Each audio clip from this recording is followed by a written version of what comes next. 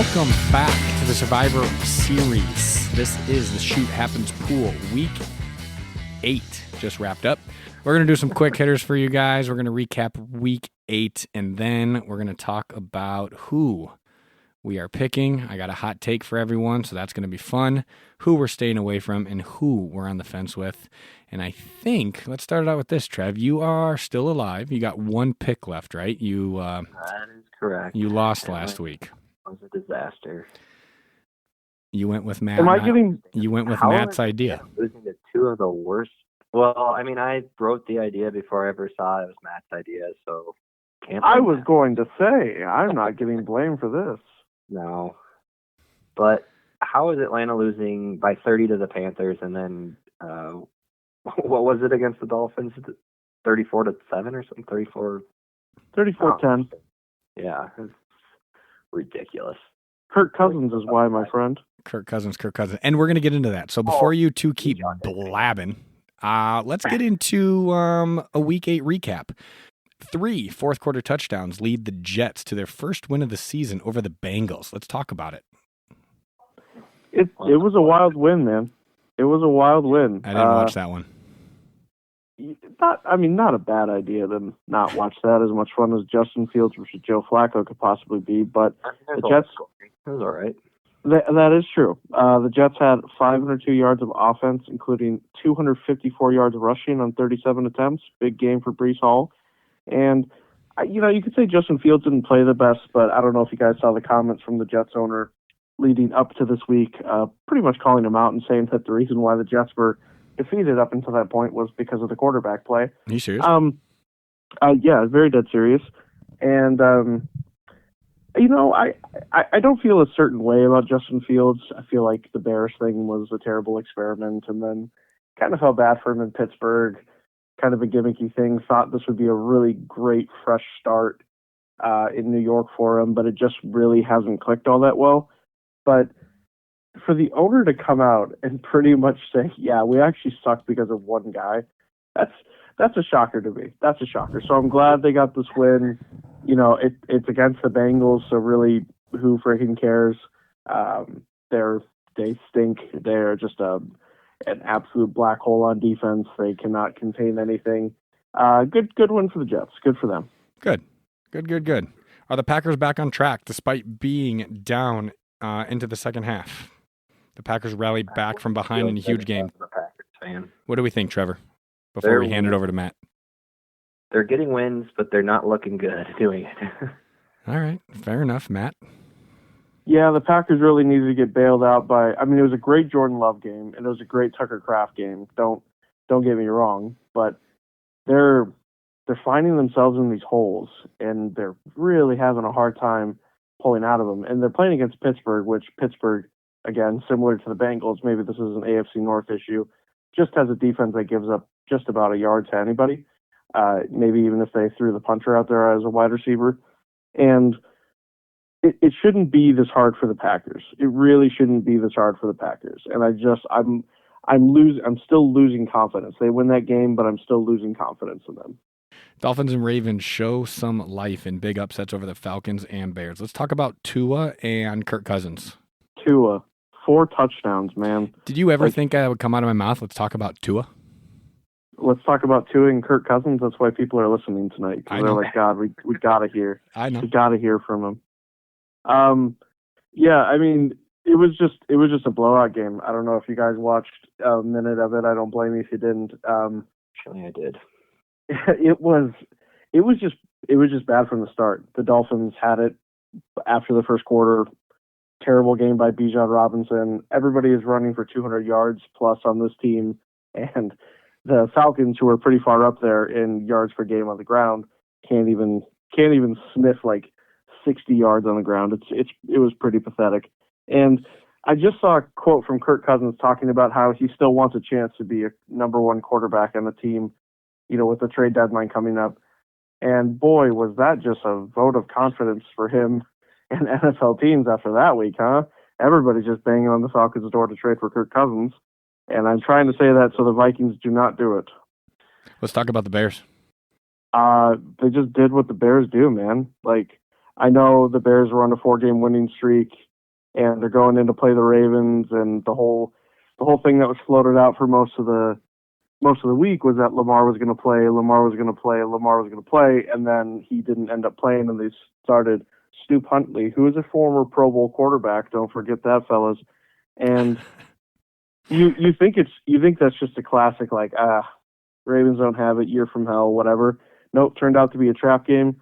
Derrick Henry had 2 rushing touchdowns, and it's just, I mean, the Caleb Williams interception that he threw in the fourth quarter when they were on their, 6-yard line, their own 6-yard line, for the Ravens to boost their score up a little bit more, was so egregious and horrible. I thought it was Kirk Cousins throwing the ball. See, we bring it all back.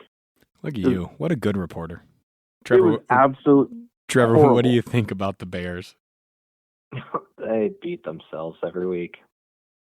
But, I mean, the Ravens, I don't know where this came from, really.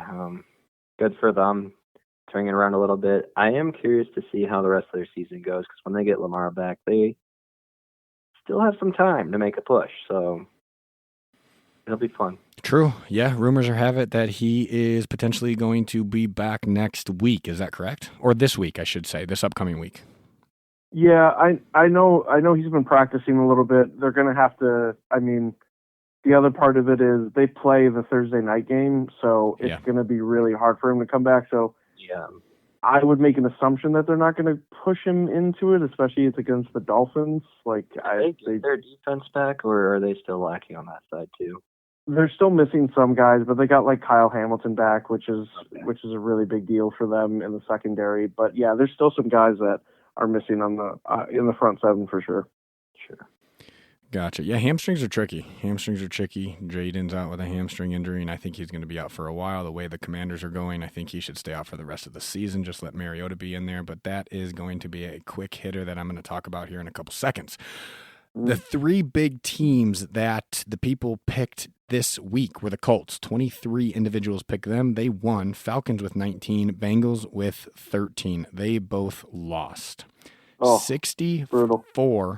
surviving entries. Both of those were teams I was considering picking. So even if I didn't pick Atlanta, another loss. Yeah, you would have been in the shitter no matter what. But a closer loss. I would have been happier. 64 entries survived. 19 entries were eliminated last week. And then the rest of the docket, the Patriots had 9 people pick them. They won. The Buccaneers had 6. The Eagles had 6. The Ravens had 3. The Chiefs had 2. They all won. The Bears had 1 individual pick them. And then the Chargers had 1 individual pick them, and they ended up winning. All the other teams got a big fat 0, which that makes a lot of sense. So before we get into who's playing who this week and the rest of who we're picking, who we're staying away from, and who we're on the fence with, let's get into some quick hitters. We're going to go back and forth. I'm going to go Trevor, Matt. Deal? Here we go. First quick hitter for Trev. The Browns sacked Drake May 6 times, with 5 of them coming from Myles Garrett. Trev, we talked about this when we were over at your parents'. Yep.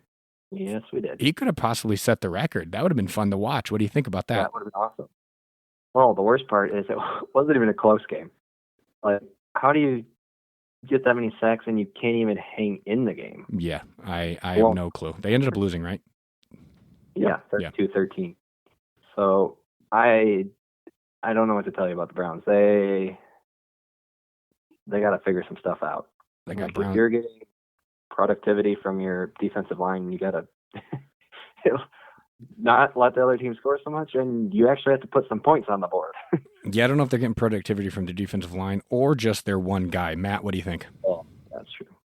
Well, when Dylan Gabriel is your quarterback, I don't know what expectations you really have on the season. So this is not surprising. The Browns' defense is pretty good, and they'll always keep them slightly in the game. But Drake May looks like an MVP guy.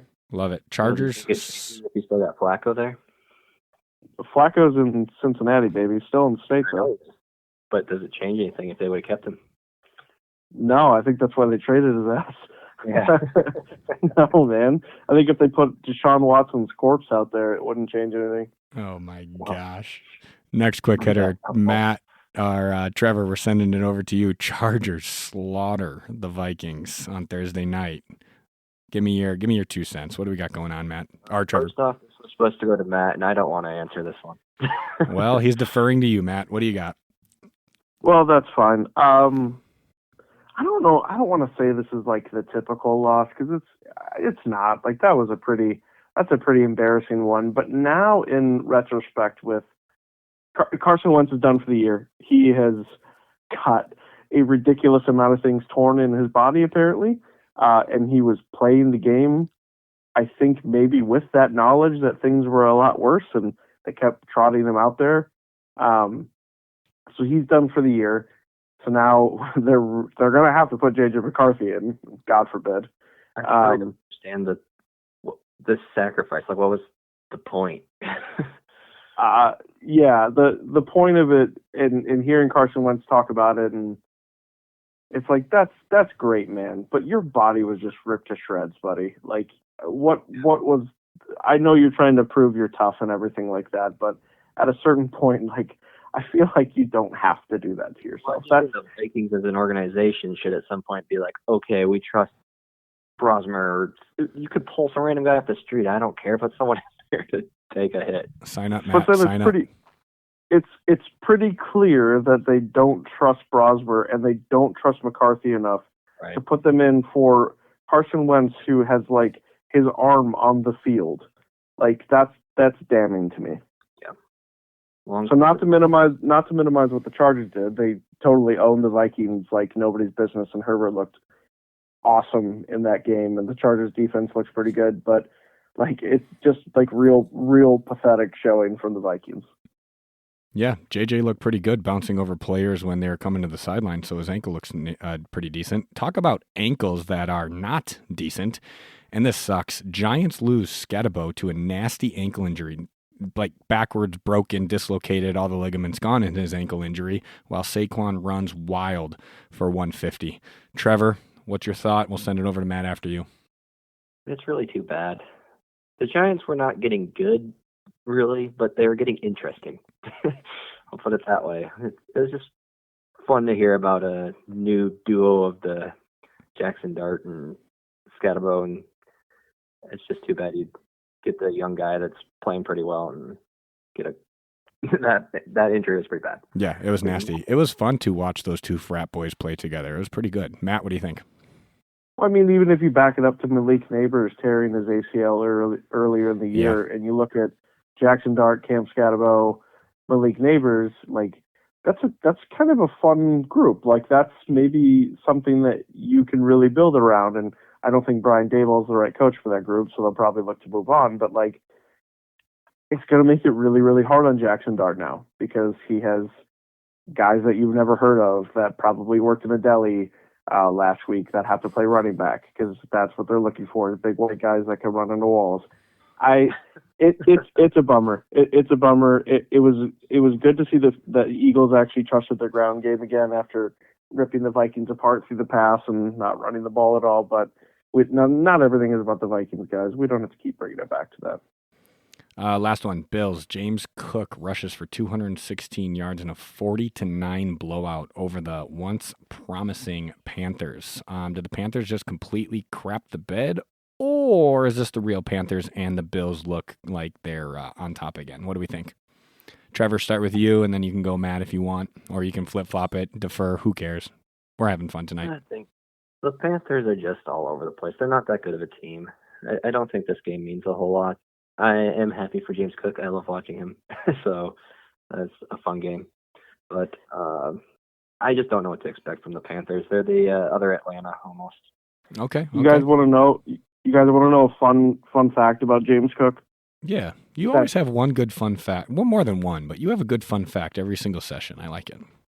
I think it's way more interesting than the Bills Panthers game, which I have somebody, a work colleague that actually went to the game in Carolina because his goal, he's a Bills fan.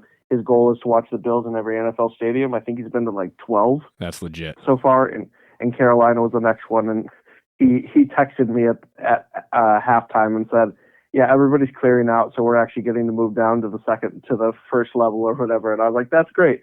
Anyways, that's not the fun fact. James Cook and Dalvin Cook are brothers, right? Yeah. Yeah. Correct. James Cook's middle name is what, do you think? Well, based on that you mentioned Dalvin. that, Dalvin. I don't know. His middle name is Dalvin. His name is James Dalvin Cook. Dalvin Cook's name is Dalvin James Cook. Isn't that fun? That is fun. Sure. I like That's that. fun. That's a fun fact. Thank you. That's way more fun than talking about the Bills and the Panthers. That is true. That's true. All righty. Week 9 of 18. We are currently halfway through the NFL season. What do we think about that, fellas? Give me a one-word answer of how it's been so far. Matt, go. Bummer. Trevor? I mean, bummer's a good one, but I was going to say confusing. Okay, I like it.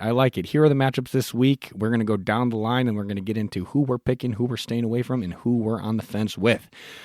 Ravens-Dolphins tonight at 7:15. We talked about that a little bit. Let's see if our boy Lamar Jackson is in tomorrow night against the Dolphins. Here we go. 49ers-Giants, Chargers-Titans, Vikings-Lions, Falcons-Patriots, Colts-Steelers, Broncos-Texans, Bears-Bengals, Panthers-Packers, Saints-Rams, Jaguars and the 49ers, Jaguars and the Raiders, Chiefs-Bills, Seahawks-Commanders, and we have the Cardinals and the Cowboys on Monday night.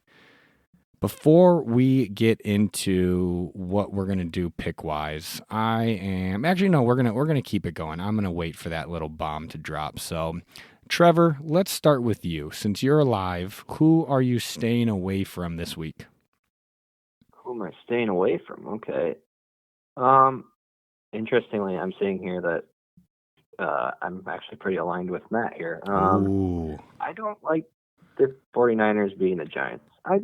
I don't felt all season that I don't fully trust the 49ers, and I also don't know what to expect from the Giants any day. So I'm curious to hear Matt's reasons behind it, but that's kind of where I was sticking with the stay away.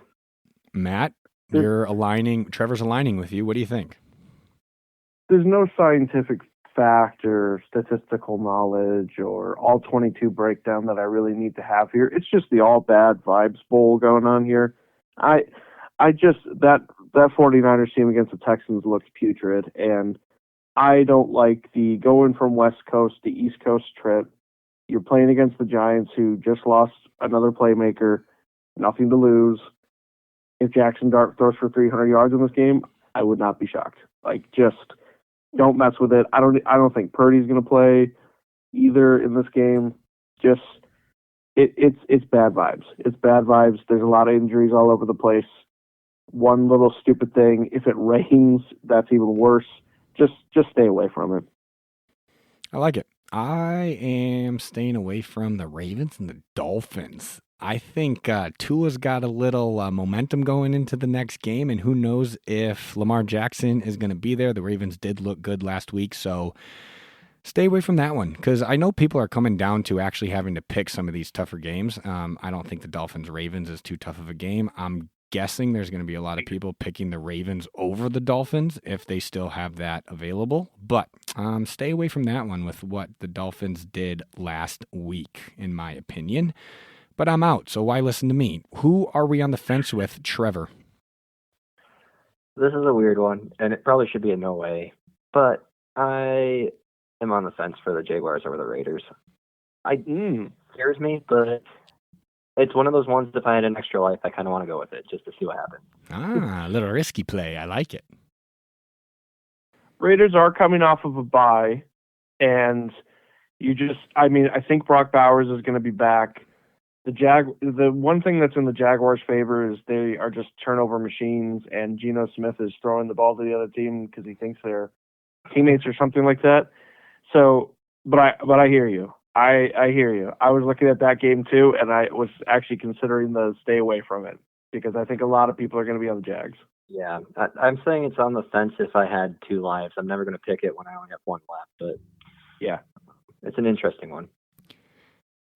On the fence with the Double B's Bowl, the Bears and the Bengals. Who the heck knows what's going on with the Bears? Are they going to come back and get a dub after dropping one after a 4-game win streak? And the Bengals, you don't know what you're going to get with them with Mr. AARP and Chase and Higgins and those guys. So I would be on the fence with that. If I am picking that game, I would pick the Bengals, but who knows?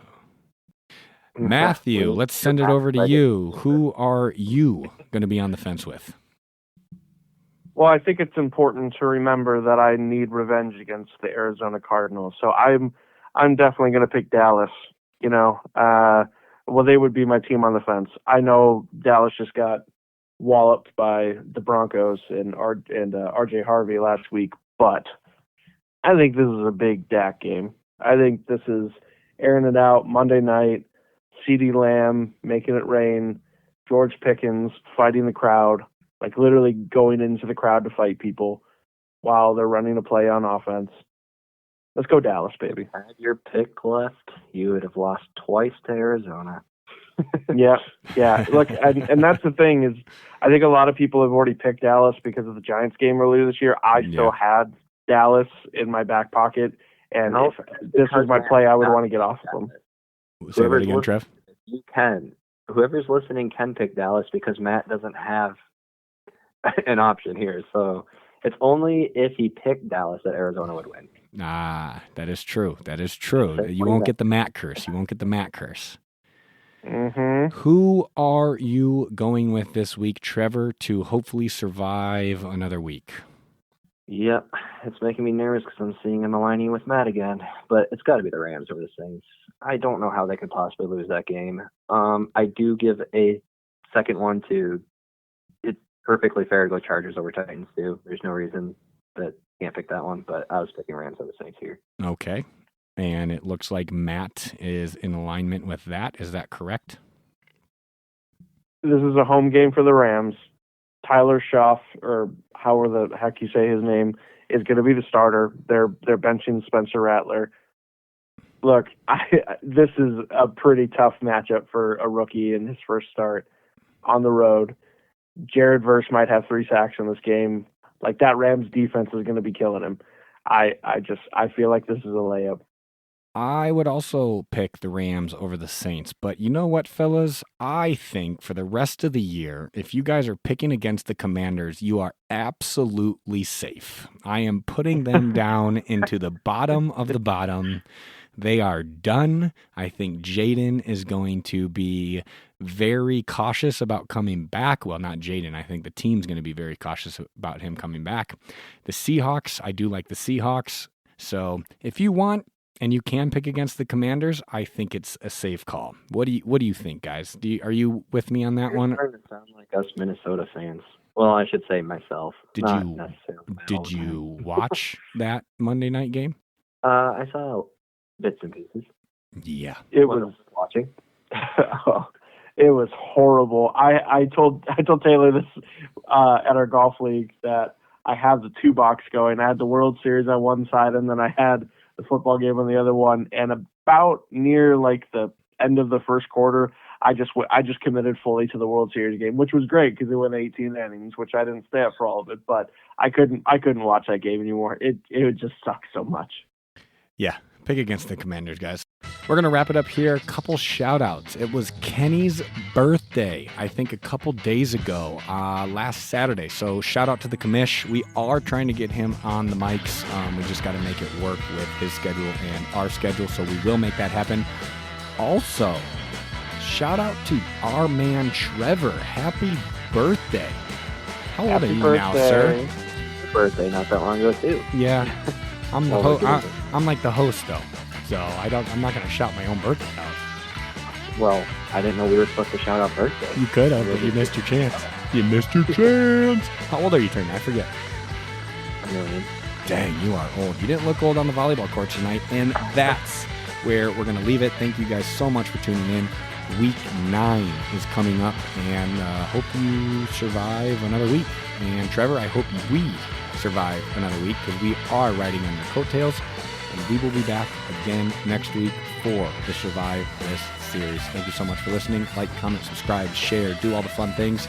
And if you haven't listened yet, go back to week 1 and listen through week 9 just because it's fun. We also do have a long-form podcast that we do every other week or every 3 weeks regarding the NFL and the NBA and some other fun topics. So if you tune into that, we really do appreciate it. Thank you, and we will see you guys next week.